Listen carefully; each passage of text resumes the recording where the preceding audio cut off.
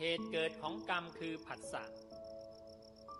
ผัสสะทางตาหูจมูกลิ้นกายใจ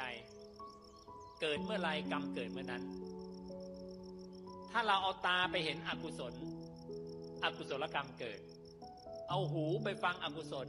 อกุศลกรรมทางหูเกิดกรรมทางหูเกิดเราก็สั่งสมอกุศลเช่นไปฟังเขานินทา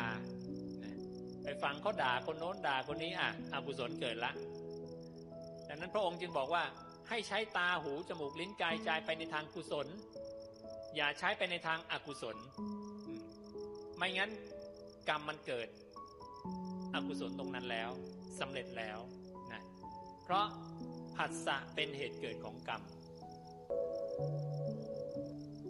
สนับสนุนช่องเรากดสินค้าในตะกร้าหน้าโปรไฟล์นะครับรายได้ส่วนหนึ่งเราจะนำไปร่วมทำบุญกับทางวัดนาป่าพุงขอบคุณกัลยาณมิตรทุกท่านครับ